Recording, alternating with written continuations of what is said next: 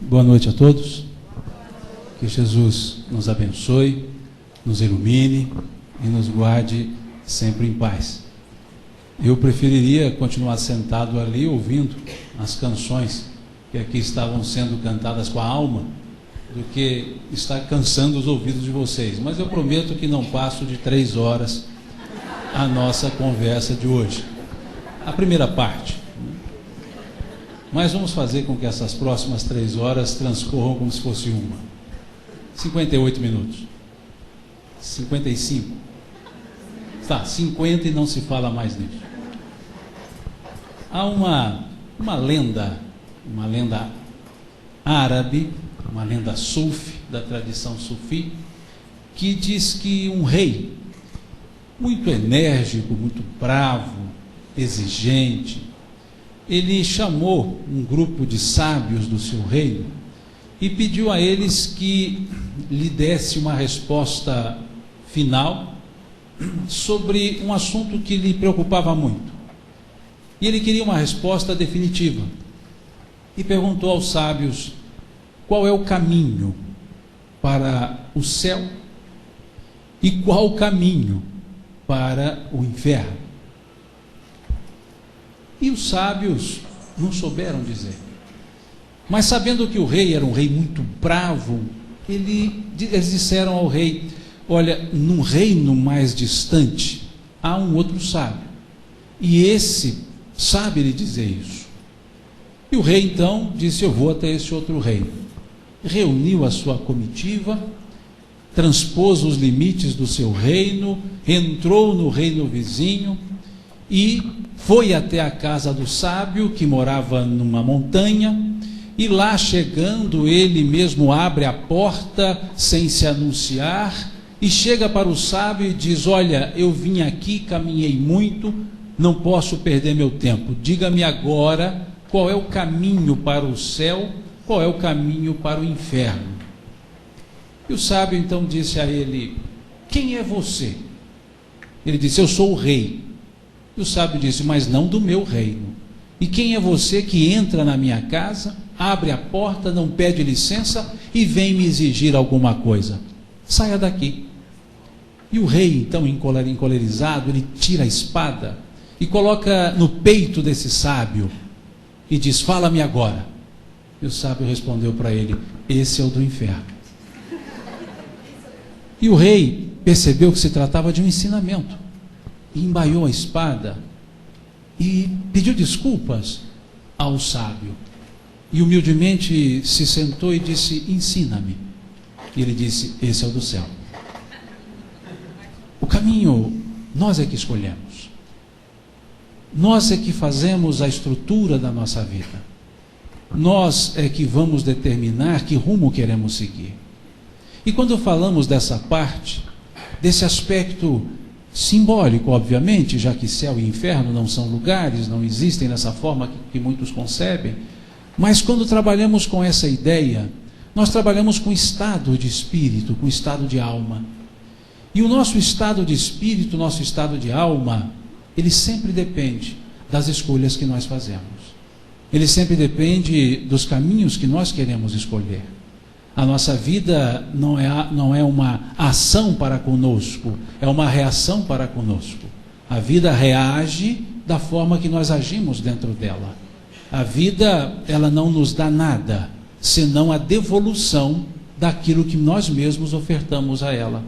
Então, nossa estrutura de vida é uma escolha nossa. Os caminhos, nós os escolhemos. E assim, o caminho da violência ou o caminho da paz. Quando se fala em violência, normalmente diz que a violência ela tem por causa a miséria. Ou dizem que a violência tem por causa a falta de acesso à educação. E dizem também que a violência tem por causa a falta de políticas públicas.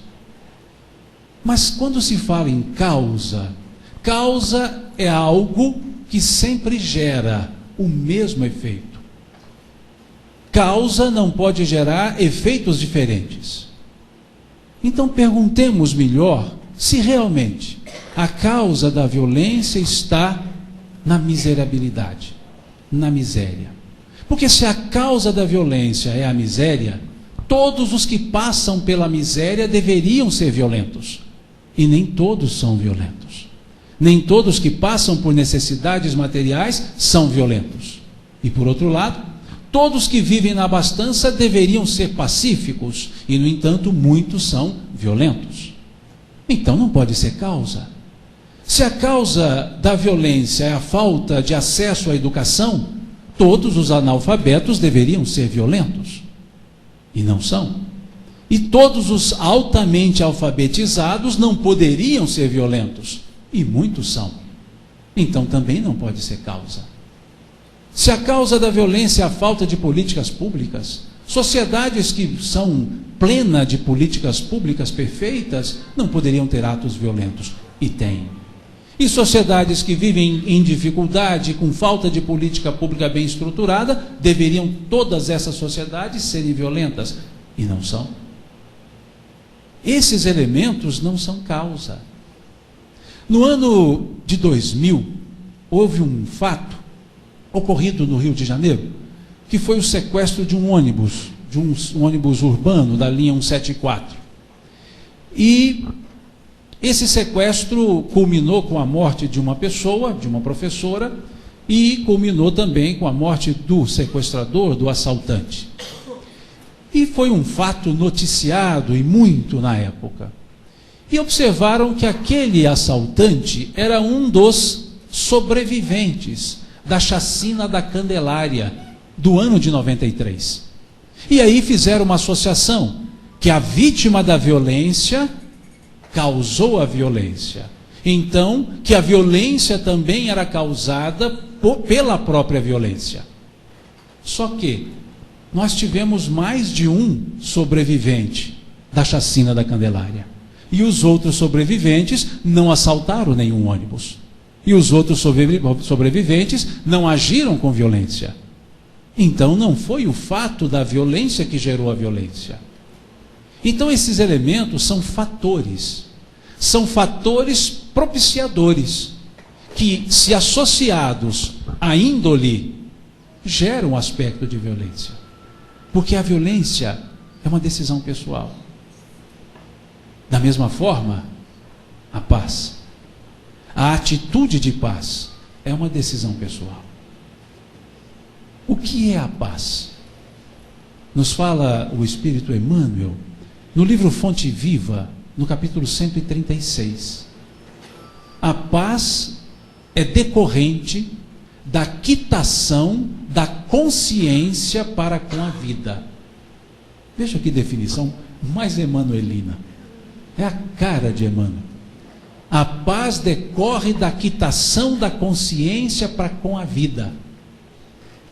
E se nós olharmos uma frase de Jesus, que está grafada pelo evangelista João, lá no capítulo 14, versículo 27, eu vos deixo a paz, eu vos dou a minha paz, mas não vou-la dou, como o mundo a dá. Vejam que nesse aspecto, então, Jesus dá um outro sentido para a paz. Se ele diz que não nos dá a paz segundo as condições do mundo, é porque a paz, então, não decorre das condições do mundo. O que nos leva a inferir que paz não é ausência de conflitos. Que paz não é ausência de problemas, mas a atitude ante o conflito, a atitude ante os problemas. Por isso, então, a definição de Emmanuel é a quitação da consciência para com a vida. O que significa, então, que paz é de mim para com o mundo, e não do mundo para comigo. Que a paz é uma atitude. Não vou-la dou como o mundo a dá. E é interessante que no comentário dessa frase de Jesus, Emmanuel vai dizer também, nesse mesmo capítulo 136, ele vai dizer que a paz costuma ser confundida com preguiça rançosa. Que nós achamos que paz é inércia. quer ficar quieto. E Jesus também explicou um pouco como é que seria essa ideia da paz. No mesmo evangelista, João, agora no capítulo 16, versículo 33, ele diz lá: tenho-vos dito isto, para que em mim tenhais paz. No mundo tereis aflições, mas tende bom ânimo, eu venci o mundo. Vejamos que a questão do mundo, nós viveremos em aflições, mas a questão da paz independe da aflição, independe do que ocorre para comigo, depende de como eu reajo em relação àquilo que ocorre para comigo. Então ele disse: no mundo tereis aflições, mas tende bom ânimo, eu venci o mundo. E aí então, associando essa observação do Cristo com a outra observação que ele fez, que a paz que ele nos dá não é a paz advinda do mundo, mas a paz advinda dele, nós entendemos então por que Emmanuel foi dizer que a paz é um estado de consciência, que a paz é decorrente da quitação da consciência para com a vida. O que significa que na ausência de quaisquer conflitos, eu posso não estar em paz, se a minha consciência não estiver quite para com a minha vida. E no auge de todos os conflitos, eu posso estar em paz, se a minha consciência assim me indicar. Se eu me sentir em paz comigo mesmo, eu estarei em paz com o mundo. E se Cristo não nos dá a paz, que é a paz do mundo, que aliás, numa letra de uma música, vai mostrar muitas bem claro isso, a paz do mundo. Quando diz: a paz do mundo começa em mim. Nando Cordel. A paz do mundo começa em mim. Então veja, não há paz senão através da minha atitude para com o mundo, da minha atitude para com a vida. Essa é a paz do Cristo, que muitas vezes nós pedimos a Deus: Deus, me dê paz, e Ele dá, na forma que precisa ser dada. A minha esposa, ela sempre me diz assim: Pedro, ela me chama de Pedro, os mais próximos assim da família me chamam de Pedro, alguns pelo apelido, que não cabe aqui eu dizer qual é, óbvio.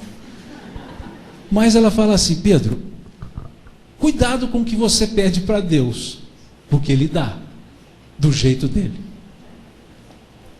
Veja, se eu peço paz, quando que eu posso exercitar a paz? Ante os conflitos. Então o que me aparece? Conflitos. Porque ser pacífico sem nenhum conflito é muito simples. Mas a dificuldade, se me chega e eu reajo de forma pacífica, Deus está me dando a oportunidade de exercer a paz. Ele não me deu conflitos e nem me deu a paz, só me oportunizou para que eu exercesse a paz, já que ela decorre de mim. Se eu peço a Deus, me dê paciência, não preciso nem dizer mais. A oportunidade nos é dada para exercer a paciência. Agora depende de nós querermos exercê-lo ou não. Então Deus nos dá sim todas as oportunidades. Então peçamos, mas saibamos bem como agiremos quando Ele nos atender, porque vai nos atender. Essa é a ideia da paz, que não adianta eu querer dá-la a outro, não adianta eu querer dar a minha paz para alguém. O que eu posso é viver em paz com alguém. Como o apóstolo Pedro, na sua epístola primeira, no capítulo 3, também versículo 3, ele diz: busque a paz e siga-a. Veja, busque a paz e siga. Então não é uma questão apenas de buscá-la, não é uma questão apenas de percebê-la, é uma questão de vivê-la. Busca a paz e siga. E como buscar essa paz? Senão no encontro comigo mesmo. No Livro dos Espíritos, na questão 919, que eu sempre digo que é uma pergunta mineira, porque é a pergunta que quer o maior resultado com o menor esforço. A pergunta ela é interessante. Eu acho que ali a inspiração kardeciana foi de um espírito bem nosso, bem mineiro. Porque ele perguntou, qual é o meio prático, veja, prático, simples, tranquilo, não custoso, veja, bem nosso. Qual é o meio prático e eficaz? Olha, prático e eficaz. Não dê trabalho, mas dê bom resultado. Então, qual é o meio prático e eficaz para se vencer na vida e resistir ao arrebatamento do mal? Veja a profundidade da pergunta. O meio prático e eficaz para se vencer na vida e resistir ao arrebatamento do mal. E eles responderam, um sábio da antiguidade já vos disse, conhece-te a ti mesmo. Não há um meio mais simples do que esse, de nos conhecer. E me conhecendo, eu então posso viver em paz. Ou não. Porque a resposta é bonita, e Kardec, pelo seu estilo, ele não se contentou com essa resposta. Na 919A, ele disse, entendemos a extensão dessa máxima. Ou seja, ela é bonita, é profunda. Entendemos a extensão dessa máxima. Mas a dificuldade está justamente em nos conhecer.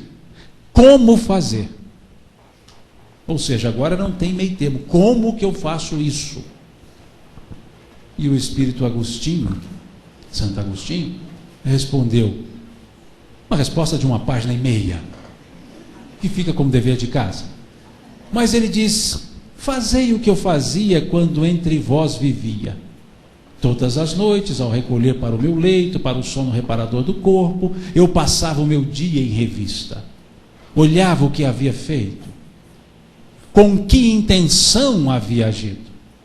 E perguntava-me, se lhe aprovesse a Deus chamar-me de volta para o mundo dos espíritos, onde nada é encoberto, eu teria do que me envergonhar. E ele continua, é 1,5 páginas. E lá, mais no finalzinho, ele diz, mas colocai para vós questões claras, e nunca temais de as multiplicar. Pois o amor próprio muitas vezes encobre a verdadeira intenção. E aquele que é avarento pode se ver como apenas um previdente. Aquele que é orgulhoso pode se ver cheio de amor próprio. Então ele disse, colocai perguntas claras. Mas ele nos sugeriu que fizéssemos isso todos os dias. E nós fazemos, todos os anos.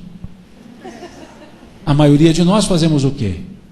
31 de dezembro. 11h45. Paramos e dizemos, vou fazer uma análise. Como foi meu ano? E na primeira pergunta, o que eu fiz no dia 18 de fevereiro? Não me lembro. 14 de março, muito menos. 16 de abril, menos ainda. Agora, se eu parasse todos os dias e me perguntasse, o que eu fiz hoje? Eu saberia dizer. Se eu me perguntasse, por que eu agi assim? Eu saberia responder. Porque não importa-nos, não é necessariamente o que nós fazemos, é por que fazemos. Não é o que não fazemos, é por que não fazemos. Por quê? Por quê? Sempre é o porquê. Porque esse é o móvel, é o que me levou a agir. Qual a intenção? E aí eu vou saber se eu sou pacífico ou não. Porque a intenção é que vai dizer que caminho eu estou escolhendo. O caminho da intemperança ou o caminho da calma, da serenidade, da prudência, como o Cristo nos sugeriu. Sedes dóceis como as pombas e prudentes como as serpentes. Se estamos sendo prudentes, se estamos sendo dóceis, ou se estamos sendo agressivos. Não, mas eu tive realmente hoje uma reação muito agressiva, mas é porque eu não pensei para agir. E é justamente por isso que você se mostrou como você é. Porque quando eu penso para agir, eu não me mostro como eu sou, eu me mostro como eu quero que os outros me vejam. Mas quando eu ajo sem pensar, eu mostro quem realmente eu sou. Porque o reflexo, o instinto, é a demonstração do que nós somos. Porque se eu pensar, eu vou falar, não, é melhor fazer diferente, porque senão o que vão pensar a respeito de mim? Por isso que um dos processos para autoconhecimento, para uma vida em equilíbrio, vida em paz, é no convívio com as pessoas. É no convívio com o semelhante que eu me vejo como eu sou. Principalmente o semelhante mais próximo, a minha família. Porque na rua eu posso dizer, com licença, você primeiro, não seja por isso, não há de quê, muito obrigado, por favor. E em casa, cala, deita, senta, levanta, sai. Eu sou o de casa ou o da rua? O de casa. Então a convivência vai me indicando que caminho eu estou escolhendo. Se é o caminho da serenidade, da paz, ou o caminho da agressividade, da rispidez. E ao descobrir esses caminhos, aí eu vejo quem eu realmente sou e como eu realmente estou. E posso redirecionar os caminhos. Então, por isso, busque a paz e siga através do autoentendimento, do autoconhecimento, porque disseram os Espíritos na questão 621 do Livro dos Espíritos, onde está escrita a lei de Deus? Na consciência, responderam os Espíritos. Se é na consciência, a consciência então é o juiz. Que dizia Tácito na Roma Antiga, é um juiz íntegro, porém algumas vezes fraco, para aplicar em si as determinações que aplica a outrem. É íntegro, mas pode ser fraco, porque muitas vezes nós dissemos, nunca mais eu faço isso, e amanhã começo a fazer, porque nunca mais é muito tempo. Se nós pudéssemos dizer, hoje eu não farei isso, talvez eu domine. E acordando amanhã eu possa dizer, hoje eu não farei isso, e eu possa dominar. Mas dizer nunca mais é tempo demais. Então nós não conseguimos divisar o que é nunca mais. Melhor então, hoje. Entender o valor do hoje. Quanto vale um dia? Quantas coisas fazemos num dia? Quantas coisas vocês fizeram hoje? Quão produtivo pode ser um dia? E nós não percebemos o quanto que um dia pode representar todo o nosso aprendizado. O apóstolo Paulo, numa de suas cartas, ele dizia, irmãos, irai-vos, mas não pequeis. Não se ponha o sol sobre a vossa ira. Veja que interessante esse dizer de Paulo. Irai-vos, mas não pequeis. Ou seja, vamos ficar nervosos, mas não se agridam.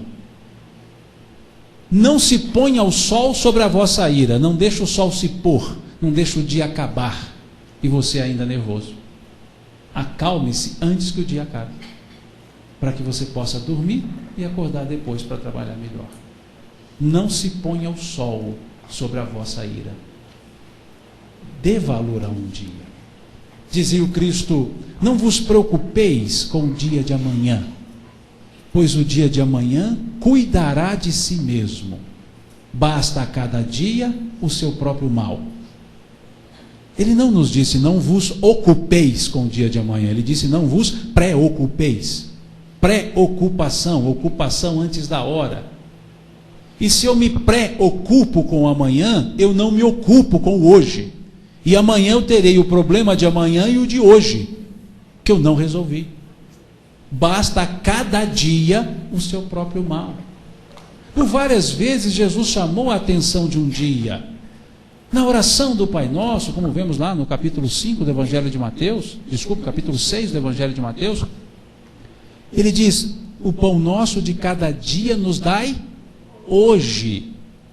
É o pão nosso de cada dia, mas só o de hoje. E tem uma turma que gosta de dizer assim, o pão nosso de cada dia nos dai hoje sempre. Jesus só pediu para pedir o de hoje. E a gente já está se dando um passo a mais. quer dar uma arrumada. Fala, hoje e sempre. Não, é o de hoje. Porque se eu não consolido o de hoje, eu não terei o de amanhã. Ali não é só para falar de comida, é para falar de temporalidade, para falar de valor de um tempo, valor de um dia. E a gente não percebe quantas coisas podemos fazer e quantos redirecionamentos podemos fazer num dia. Porque vivemos sempre no dia de amanhã.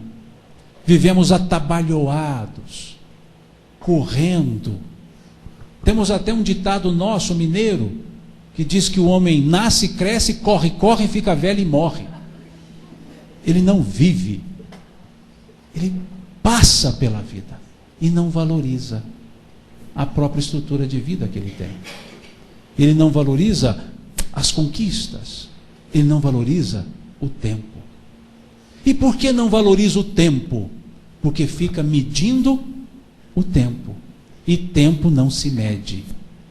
Simplesmente porque não temos medidas para medir o tempo. Não existe medida de tempo. Como não existe, Simão? A hora mede o tempo? Não. Hora não mede tempo. Hora mede espaço. O dia não mede tempo. Dia mede espaço. O mês não mede tempo. Mês mede espaço. O ano não mede tempo. Ano mede espaço. O que é um dia? 1/24 do espaço que a Terra percorre em torno do seu eixo. 365 do espaço que ela percorre em torno do Sol. O que é um mês? Senão 1/12 do espaço que ela percorre em torno do Sol. O que é um ano? Senão o espaço completo que a Terra percorreu em torno do Sol. Então o que é o tempo? O tempo é o desgaste do relógio. Esse é o tempo. Tempo não se mede, tempo se vive. E nós ficamos medindo o imensurável.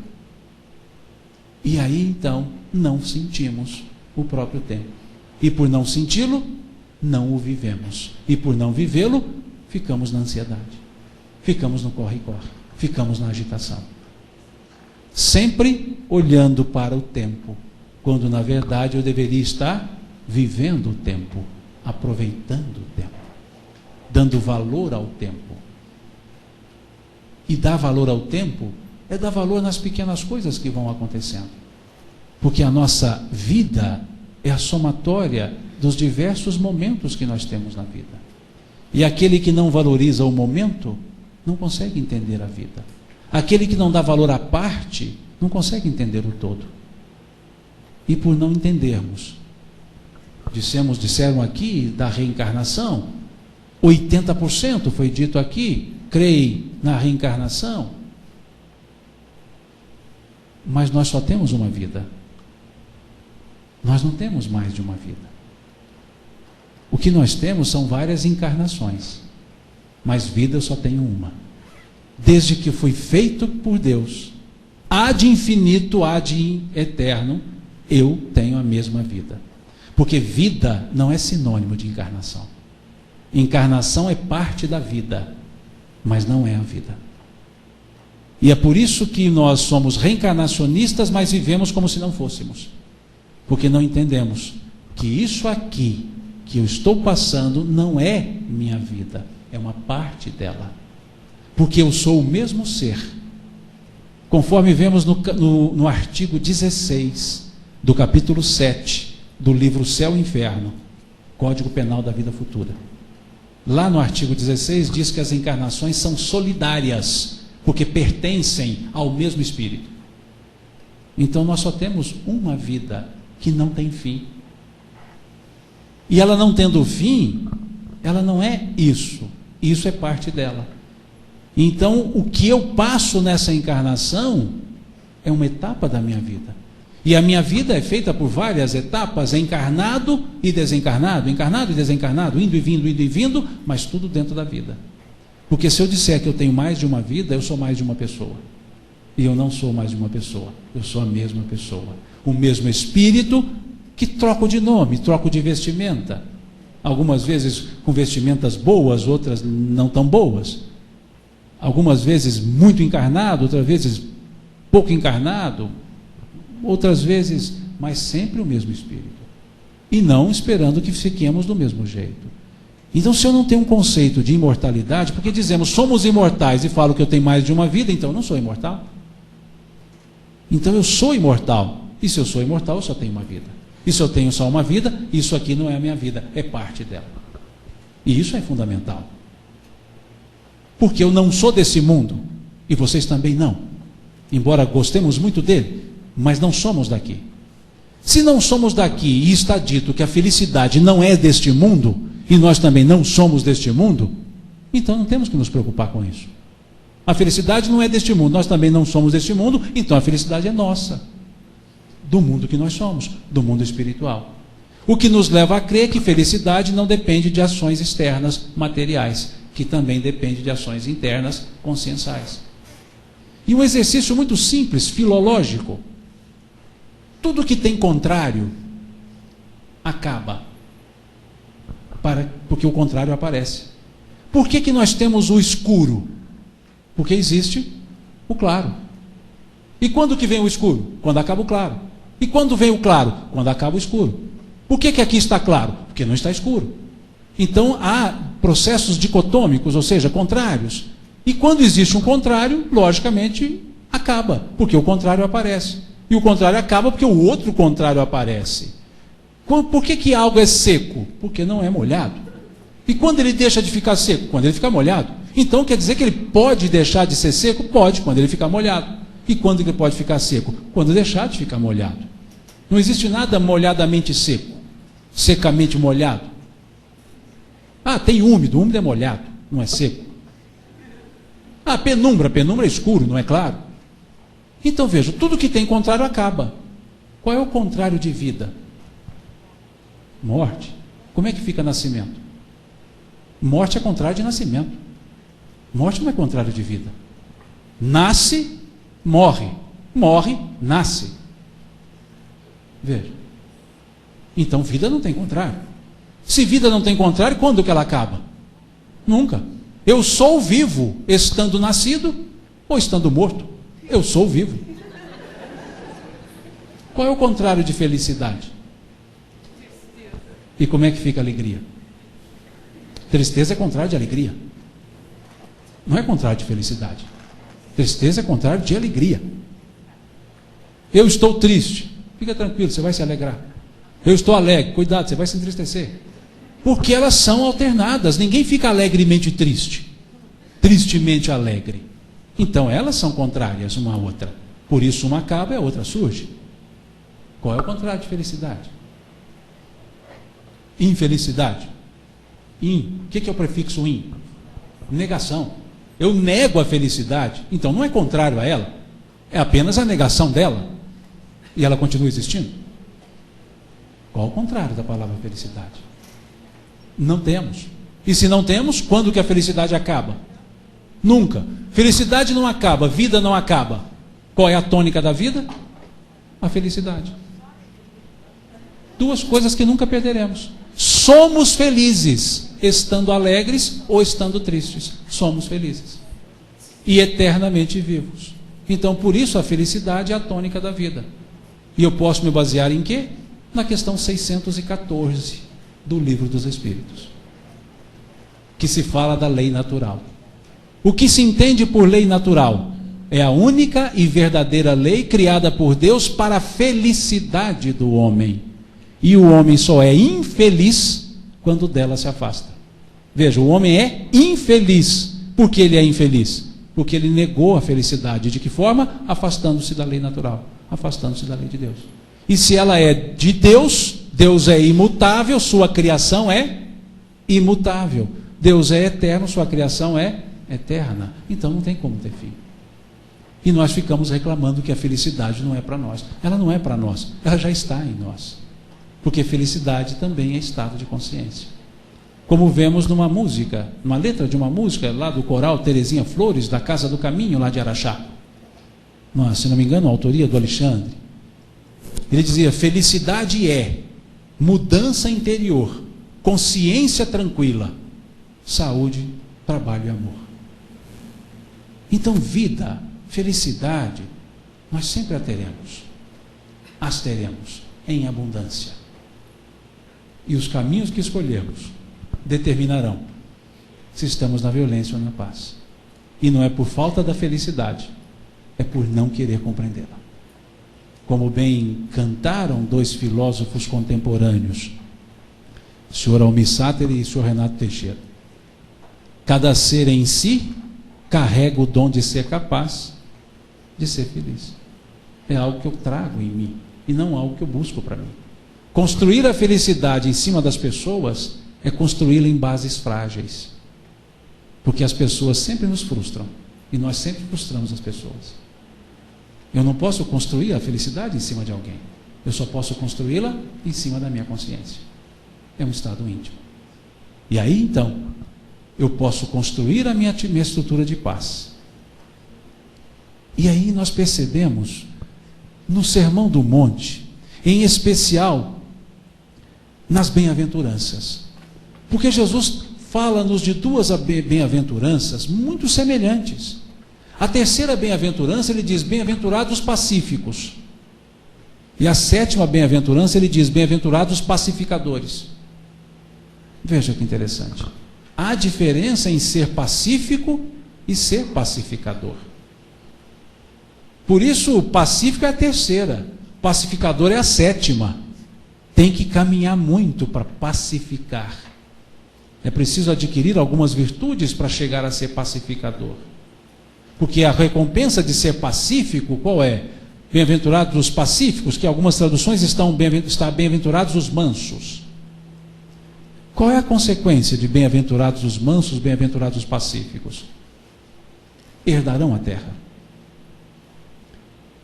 Herdarão, pacífico, ter paciência somente. O que é ser pacífico? É não reagir. É não devolver o mal que recebe. Mas não significa fazer o bem. Ser pacífico é uma atitude interna, de não ação, de não violência, como vemos nos valores humanos. Por isso que nos valores humanos temos não violência e paz. São duas coisas distintas. Paz é promoção, não violência é a não reação. Ser pacífico é não reagir. E ser pacificador? Qual é a consequência da sétima bem-aventurança? Bem-aventurados pacificadores, pois serão chamados filhos de Deus. Não é uma recompensa material, é muito mais. Então, ser pacificador, o que é? É promover a paz, é fazer a atitude de paz. Todo pacificador é pacífico, mas nem todo pacífico é pacificador. O apóstolo Paulo, em espírito, no capítulo 15 do Evangelho segundo o Espiritismo, na mensagem que traz por título Fora da caridade não há salvação, que é de autoria do Espírito Paulo de Tarso, ele diz no final do primeiro parágrafo: para fazer o bem são necessárias a ação e a vontade. Para não fazer o mal, bastam frequentemente a inércia e a negligência. Para não fazer o mal, basta ficar quieto, pacífico. Para fazer o bem, tem que ter ação e tem que ter vontade, pacificador. Por isso a bem-aventurança terceira é pacífica e a sétima é pacificador, e não o contrário. E aí podemos pensar, somos pacíficos ou somos pacificadores? Estamos não reagindo com o mal ou estamos promovendo o bem? Então mediremos se seremos bem-aventurados os pacíficos ou bem-aventurados os pacificadores. E no exemplo, que aqui vocês conviveram muito mais do que outras pessoas, no exemplo da figura cujo nome lhe caiu muito bem, Cândido, Francisco Cândido, porque era candura em pessoa. Não poderia ser nenhum outro prenome, senão Candura. Francisco Cândido Xavier. Foi cantado aqui, exemplo de amor. Exemplo de pacificador. E foi trabalhado numa letra de uma música muito bem estruturada de um outro Francisco. Um Francisco lá do século XIII, dos anos 1200. Conhecido como Francisco de Assis. Francesco Libernadone. Como Francisco de Assis. E esses dois Franciscos, ou esses dois São Franciscos, são do verbo ser, os dois são Franciscos. Esses dois Franciscos, em épocas distintas, fizeram a mesma coisa. Pacificaram. Não só foram pacíficos, pacificaram. Promoveram a paz. E é interessante que a oração que nós temos, que a chamamos oração de São Francisco, mas é uma oração que foi encontrada no ano de 1918. E ela não se chamava oração de São Francisco. Ela se chamava oração pela paz. Ela foi descoberta em 1918, no final da Primeira Grande Guerra. Por isso ela era chamada oração pela paz. Mas os seus dizeres relataram uma estrutura vivencial de tal característica que era o retrato da vida de São Francisco. Então passou a ser chamada oração de São Francisco. E essa oração de São Francisco, eu posso dizer que é uma oração para os que são franciscos. Porque somente esses dois franciscos conseguiram trabalhar a estrutura de vida dentro dessa estrutura da oração. O Francisco mais presente, que não se perde no tempo do século XIII, foi o Francisco que agora completasse-ia os 100 anos do seu nascimento. E essa oração lhe caberia bem. Por quê?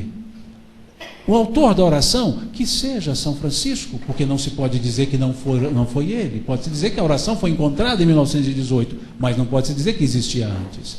Poderia existir antes. Mas independentemente, o autor, Francisco, diz lá: Senhor, fazei de mim um instrumento da tua paz, ou da vossa paz. Ele não diz lá: Senhor, dá-me a vossa paz. Ele não diz: Senhor, que o mundo me dê a paz. Ele diz: Senhor, fazei de mim um instrumento da vossa paz. Como se estivesse dizendo: Senhor, eu vou promover a paz. Me ajuda. Fazei de mim um instrumento da vossa paz. Mas ele não para aí. Ele vai explicar como ele quer ser o instrumento da paz. Não é simplesmente promover a paz. Ele vai dizer na oração: como eu vou fazer isso? E ele diz: onde houver ódio, que eu leve o amor. Certa vez, uma senhora, uma jovem, pergunta a Chico: Chico, o que é o amor e o que é a paixão? E ele respondeu: o amor é o fogo que aquece a mamadeira das crianças nas madrugadas frias, que aquece o alimento daquele que tem fome. A paixão é o fogo que destrói. A paixão é o fogo do Joelma. Veja, do incêndio do prédio. Mostrando que amor e paixão são coisas diferentes, mas têm a mesma origem, o sentimento. E que quando destrói, é o ódio. Porque nos dizia Emmanuel, aliás, nos dizia Chico, que o ódio é o amor ensandecido, é o amor que se enlouqueceu. Por isso, onde houver ódio, que eu leve o amor. Onde houver ódio, que eu recomponha a estrutura do amor. Porque o ódio e o amor são os mesmos sentimentos. O ódio pelo egoísmo da não correspondência. O amor pelo gosto de gostar das pessoas. Então, por isso, ele pedia para ser a paz. Onde houver ódio, que eu leve o amor.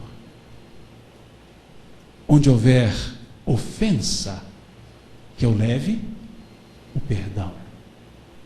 Perguntaram a Chico, aliás, disseram a Chico, está dito que nós devemos perdoar 70 vezes 7. E diz, não.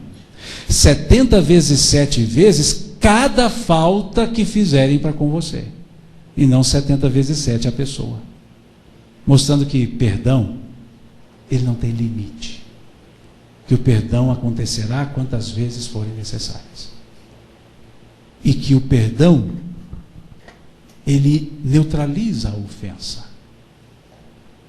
Que o perdão, dizia Khalil Gibran, é o perfume que as flores soltam quando são pisadas. O perdão não é racional, ele é instintivo, é natural. Por isso, para que eu aplaque a ofensa, só através do perdão. E na ideia do Chico, que seja 70 vezes 7, cada falta, e não cada pessoa. Para mostrar que é muito ainda que precisamos aprender a perdoar. Onde houver discórdia, que eu leve a união. Veja, onde houver discórdia, que eu leve a união. Mostrando que a atitude de paz não é simplesmente ignorar a discórdia, mas levar o equilíbrio. Evitar as contendas, evitar as discussões. Como dizia o Cristo, fuja do fermento dos fariseus, fuja das discussões estéreis. Um ditado chinês diz: o homem fala, o sábio cala e o tolo discute. Veja, é uma tolice a discussão. Então, onde houver discórdia, que eu leve a união. Muitos diziam, indevidamente, que Chico não tinha definição para as coisas. Mas ele tinha uma definição para as coisas. Não contrariar as pessoas. Então, se alguém dissesse, vou fazer um centro espírita na Lua, ele diria, Deus abençoe. Ah, ele falou que eu ia para eu montar o centro. Não, ele não falou. Não, ele não falou. Não, ele falou. Deus abençoe. Faça o que você achar melhor. A consciência é sua, a vontade é sua, não é minha. Em tese, ele diria isso. Certa vez, nos fala Ranieri, que uma pessoa chegou para Chico e disse, Chico, eu estudei bastante, estudei muito, e cheguei à conclusão que reencarnação não existe. Então não existe. Passado um tempo, eu estudei mais, Chico. Estudei mais e concluí, reencarnação existe. Então existe. Veja, não adianta eu dizer para você o que você não quer ouvir. Numa recomendação tranquila, como nos deu o senhor André Luiz, no livro Sinal Verde, onde tua palavra não ajuda, cala-te. Veja, todas as vezes que disseres algo acerca da conduta do teu semelhante, estarás na condição de melhor fazer do que ele. Então, onde houver discórdia, que eu leve a união. Através do silêncio, se necessário. Através da palavra que soergue, que levanta.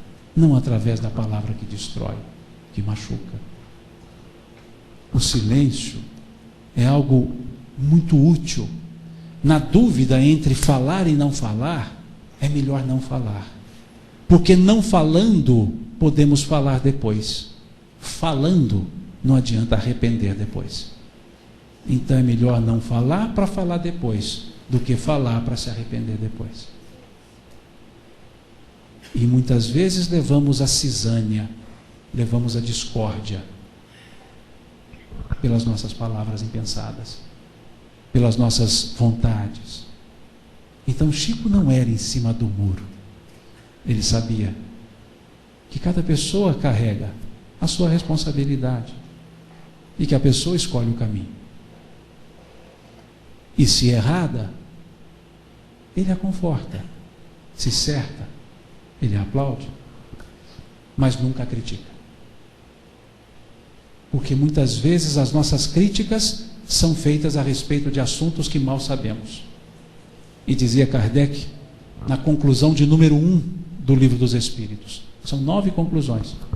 A de número 1 ele dizia: eu apelo àqueles críticos a pensarem se deram ao cuidado de estudar aquilo que criticam, pois criticar aquilo que não se conhece, que não se sondou com o escalpelo de um observador consciente, não é criticar, mas sim dar mostras do seu pobre e insignificante julgamento.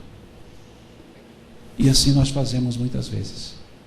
A crítica a pessoas que mal conhecemos, a crítica a atitudes que mal sabemos, e aí levamos a discórdia, quando deveríamos levar a união.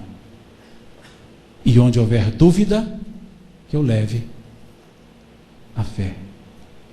Veja, levar a fé não é levar o conhecimento a ferro e fogo. Certa vez um homem chegou para o Chico e disse a ele: Chico, eu venho do médico e o médico me diz que a minha vida está por um fio. Não tem problema, trabalha com fé, porque quanto mais se trabalha, mais o fio engrossa. Acredita mais. Fé. Como naquela letra de uma música, eu não fico escutando música de muito não, gente. Eu já disse isso aqui da outra vez. Mas é que a gente vai ouvindo aqui e ali e vai se lembrando. Mas numa letra de uma música cantada por Gilberto Gil, não sei se de autoria dele, mas cantada por ele, ele dizia: andar com fé eu vou, pois a fé não costuma falhar. A fé não costuma, a fé não falha. Mas primeiro precisamos entender o que é fé, que é diferente de ter crença. Crer é muito pouco. Fé, nos fala Emmanuel no livro Vinha de Luz, no capítulo 30. Fé é a certeza da vida em Deus. Certeza essa que ultrapassa o limite das crenças religiosas. Veja como Emmanuel define isso. É a certeza em Deus. É aquela certeza que me faz entender que nem tudo está bem, mas tudo está certo, porque está nas mãos de Deus. A certeza que me faz acreditar e agir para uma vida melhor. E é assim que levamos a fé às outras pessoas, não para esclarecê-las, convencendo-as, mas para esclarecê-las, mostrando-as o que é viver com fé.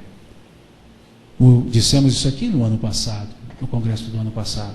O Espiritismo é o consolador prometido, mas a maioria dos espíritas não estão consolados, porque não creem naquilo que dizem saber. Saber só tem valor quando se aplica. E Chico aplicava por conhecimento. Ele não apenas repetia a frase do Cristo que está ali no evangelista João, no capítulo 15, versículo 12. Ameis uns aos outros como eu vos tenho amado. Ele não dizia só isso, ele fazia isso. Então isso é fé, é manifestar a atitude daquilo que se diz crer, daquilo que se diz saber. Onde houver erro, que eu leve a verdade. Chico dizia: coloque uma gota de verdade em 1 litro de amor para conversar com os outros. Veja, porque a verdade, ela não é árdua, a verdade não é dura, a verdade ela é necessária, mas somente nos momentos devidos. Por isso, uma gota de verdade em 1 litro repleto de amor. Porque eu posso ser verdadeiro, mas eu não posso ser ofensivo. Seja verdadeiro, mas não seja ofensivo. Seja objetivo, mas não seja agressivo. Jesus, quando conversava com Pilatos, Pilatos lhe perguntou: sois rei? Ele respondeu: meu reino não é deste mundo. Que vieste aqui fazer? Ele respondeu: dar testemunho da verdade. E Pilatos lhe perguntou: o que é a verdade? E qual foi a resposta que Jesus deu? O silêncio. Uma pessoa que veio para ensinar, ante uma pergunta se cala, porque verdade é um valor tão nobre que não se fala para ouvidos mentirosos. Porque uma verdade dita para um ouvido mentiroso se transforma numa mentira futura. Ela é sofismada, é um sofisma. Então Jesus se cala, e nós queremos ficar falando umas poucas e boas verdades para as outras pessoas. Por isso, uma gota de verdade num litro repleto de amor, para que nós sejamos ternos, carinhosos e verdadeiros. Pois a verdade, dizia Montesquieu, a verdade não pode escandalizar. Dizia Francis Bacon, a verdade é filha do tempo e não da autoridade. Veja, e nós ficamos banalizando a verdade, dizendo-nos donos da verdade. E a verdade, ela tem 3 faces: a que eu vejo, a que o outro vê e a realidade. A realidade pode ser diferente das 2 percepções, ou igual a uma delas. Então eu não posso dizer que eu tenho a verdade. Eu tenho uma verdade. O outro pode ter outra verdade. Depende do prisma. Porque as coisas na vida são confusas. E nós podemos achar uma coisa e ser outra. E podemos muitas vezes viver uma mesma situação e interpretá-la de maneira diferente. Vejam. Se eu perguntar a vocês, pode-se fumar, pode-se rezar enquanto fuma? E se eu perguntar, pode-se fumar enquanto reza? Vejam a diferença. Pode-se rezar enquanto fuma? De jeito nenhum, que é isso? Tem nada a ver uma coisa com a outra. Mas pode-se fumar enquanto reza? Veja. Pode fumar enquanto reza? Não. Mas rezar enquanto fuma? Deve. Quem sabe você para de fumar com isso. E o ato é o mesmo. Está fumando e rezando. Só que se eu disser, pode fumar enquanto reza? Não, se atrapalha a reza. Pode se rezar enquanto fuma? Pode, que você acaba de para de fumar. E, no entanto, o ato é o mesmo. Depende do ponto de vista. A verdade é assim. A verdade é única. Mas ela é percebida de maneira diferente, porque as pessoas estão em estágios diferentes de percepção. Então, levar a verdade onde há erro é levar a oportunidade de melhoramento, de soerguimento, e não acusar e apontar. Porque nas relações interpessoais, nas relações humanas, nós só temos 2 regras. A primeira regra, todo mundo tem razão. Essa é a primeira regra. A segunda regra, todo mundo tem razão. Nós só temos essas 2 regras. Todo mundo tem razão. Por isso o conflito. Então não é levar a verdade, doa a quem doer. Porque a verdade nunca fará doer quando dita no momento certo, da forma certa, para a pessoa certa. Onde houver desespero, que eu leve a esperança. Quantas esperanças e consolações chegaram pelas mãos da letra da música, das psicografias de Chico Xavier. Quantas esperanças na vida as pessoas tiveram vendo que ninguém morre, porque de lá estão escrevendo para os de cá. Quantos consolos, quantas esperanças. Quantas esperanças podemos levar com palavras de bom ânimo para as outras pessoas?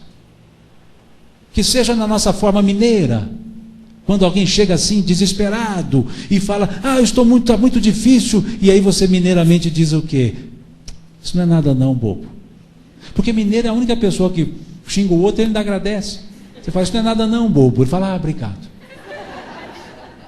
Nós podemos levar o consolo com um abraço, com um tempo, com uma dedicação, dizendo, senta aqui. Porque tem pessoas que estão torcendo para você dizer, como é que você está? Porque ela fala, senta que eu vou te contar. E conta. E você fala, vou ouvir. Podemos levar o consolo pela atenção. Não, talvez não façamos como correio do mundo espiritual, mas podemos fazer como um correio do mundo fraternal. Ser o portador da esperança. De que forma? Sendo esperançoso para com a vida. Onde houver desespero, então, que eu leve a esperança. Onde houver tristeza, que eu leve a alegria. Vejam, quantas alegrias podemos levar às pessoas que estão tristes? Não alegrias de dizer, não fique triste, não, vai ficar assim.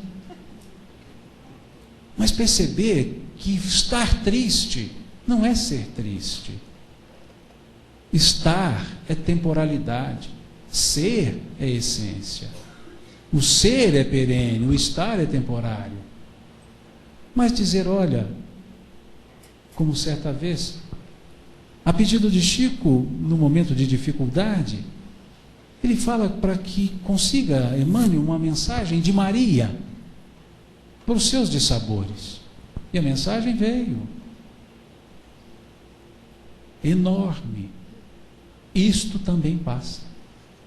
3 palavras. Porque tudo passa. Como dizia Teresa de Ávila, lá no século XVI. Tudo passa, só Deus não passa, dizia ela. Ia mostrar que tristeza passa, que alegria também passa. Não é profeta do Apocalipse, você está alegre, cuidado, vai ficar triste. Não. Mas é dizer, olha, no mundo teremos aflições, mas podemos vencê-las. Então tristeza não é algo perene, alegria não é algo perene. Para poder fazer como o apóstolo Paulo nos sugeriu, aprendi a viver contente em toda e qualquer situação. Sei viver em penúria e sei viver em abundância. O equilíbrio. Então, onde houver tristeza, que eu leve a alegria, o equilíbrio. E onde houver trevas, que eu leve a luz. Diz que certa vez uma pessoa procurou Chico e disse, Chico, imagina se nós conseguíssemos congregar todos os centros espíritas de uma cidade. Que bom. Não, mas eu digo congregar no sentido físico. Pegarmos todas as casas espíritas que ficam reclamando que não tem trabalhadores, que tem dificuldade, e juntar tudo num lugar só. Fazer um grande centro espírita, para que tivéssemos todo mundo reunido naquele salão enorme, todo mundo junto, aí não faltaria trabalhadores, porque teríamos um só. Ele disse, pois é. Imagina se nós tirássemos todos os postes de uma cidade e puséssemos esses postes todos numa praça só. Essa praça ficaria tão iluminada que ninguém ficaria nela, e o resto da cidade ficaria escuro. Trevas precisa de luz. Onde elas estão? Não é a treva que procura a luz, é a luz que dissipa as trevas. Por isso levemos a luz. A luz que trazemos. Levemos a nós mesmos. Como dizia o Cristo, brilhe a vossa luz diante dos homens, para que vejam as vossas boas obras e glorifiquem a Deus que está nos céus. Brilhar a luz para que as pessoas vejam, mas não para que enalteçam aquele que brilha, mas enalteçam o Criador. Porque fazer o bem e mostrar é um risco de se tornar vaidoso. Mas se não se mostra, como acreditar no bem? Questão 932 do Livro dos Espíritos. Porque no mundo, frequentemente, os maus sobrepujam os bons em influência? Por que só gente ruim influencia gente boa? Por que gente boa não influencia gente ruim? Essa foi a pergunta. Porque no mundo, frequentemente, os maus sobrepujam os bons em influência. E os Espíritos responderam a Kardec, pela fraqueza dos bons. Os maus são audaciosos, os bons são tímidos. Quando quiserem, dominarão. E Jesus disse, brilha a vossa luz diante dos homens. Luz não foi feita para colocar no alqueire, debaixo do alqueire, para ficar escondida, mas para ser colocada no velador. Como dizia o Cristo, ninguém esconde uma cidade erguida no alto do monte. Então, para acabar com a treva, é levando a luz. E ali, no final da oração, tem-se o senso da humildade, porque aquele que quer pacificar tem que ter humildade e tem que aprender a ceder. E aí dizia: fazei que eu procure mais consolar que ser consolado, compreender que ser compreendido, amar que ser amado. Veja, e nós queremos ser amado para amar, ser compreendido para compreender. E na verdade, ali se propõe a outra coisa. Se propõe primeiro a fazer, para depois a receber. Foi dito aqui das contendas que acontecem muitas vezes no meio espírita. Falta-nos talvez, simbolicamente, o espírito de João Batista. João o Batista, quando ele se encontrou com Jesus, ele disse uma coisa muito interessante aos discípulos dele, de João Batista, que era André e João. Quando ele se encontra com Jesus, ele vira para os discípulos e fala: é necessário que ele cresça e eu me diminua. Dois pregando não daria certo. Ele, o João, confundido com o Messias e o próprio Messias, ele disse: é necessário que ele cresça e eu me diminua. E o que talvez nos falte é dizer: é necessário que a doutrina espírita cresça e eu me diminua. Só que muitas vezes nós dizemos: eu cresço, e a doutrina se diminui, porque nos falta esse espírito de humildade de João Batista. Não é à toa que foi dito na letra da música: cisco de Deus. Uma senhora certa vez chegou a Chico e disse: Chico, eu encontrei com uma médium, mas uma médium forte, muito produtiva, e ela me contou quem eu fui nas minhas encarnações. Eu fui numa dessas encarnações longínquas, eu fui uma rainha. Depois eu fui a reencarnação de uma das cristãs que morri comida por um leão. Você deve saber quem você foi. Eu não sei, mas eu imagino. Eu devo ter sido a pulga do leão que te comeu.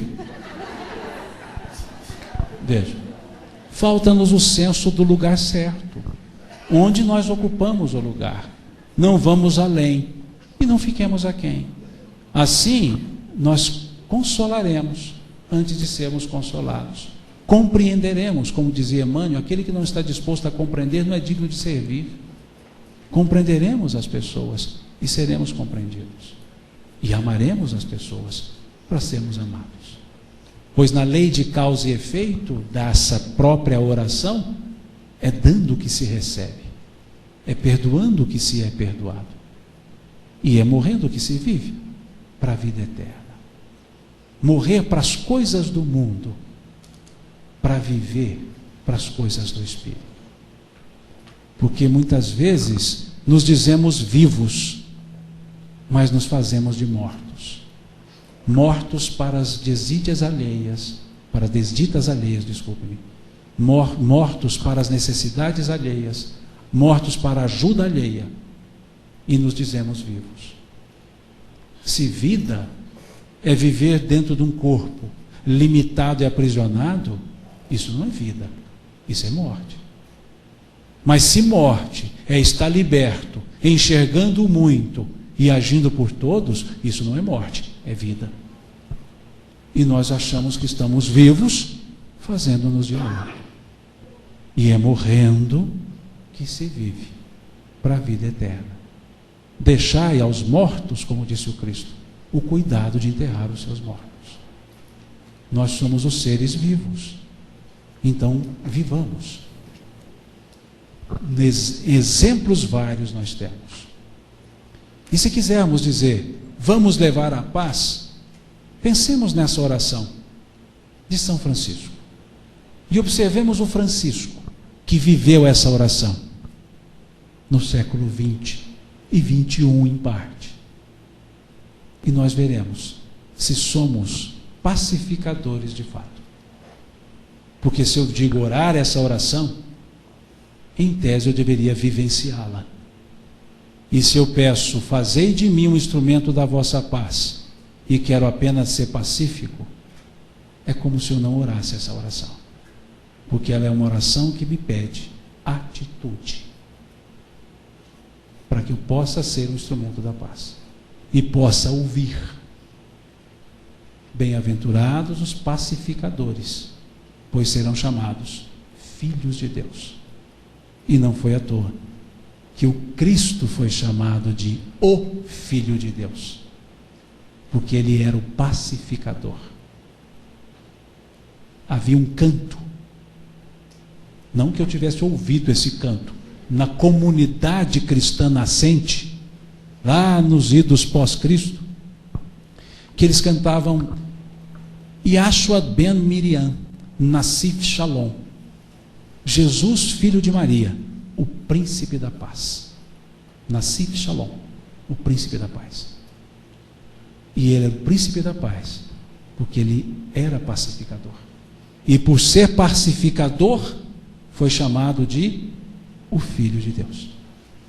E nós seremos os filhos do nosso Pai que está nos céus, sendo pacificadores, levando a paz, e não somente vivendo em paz, porque vivendo em paz seremos pacíficos, promovendo a paz seremos pacificadores, e podemos começar a promovê-la na nossa casa, na nossa atividade espírita, no nosso trabalho profissional e na sociedade, porque só depende de uma atitude nossa, de uma escolha nossa. Só depende de como enxergamos a nossa vida. Vivê-la na intensidade que podemos, valorizando cada etapa, cada momento, para realmente nos sentirmos vivos. E viver, como dizia Gonzaguinha, sem ter a vergonha de ser feliz. Cantar a certeza de ser um eterno aprendiz. Eu sei que a vida podia ser bem melhor, e será, mas isso não impede que eu repita, é bonita, é bonita e é bonita. E torná-la mais bela é viver em paz e pacificar, sendo pacífico e pacificador.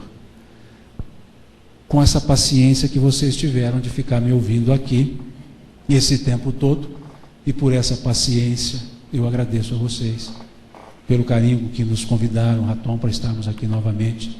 Agradeço a vocês, e na nossa mineirice, Deus lhes pague por tudo isso, pela paciência. Muito obrigado.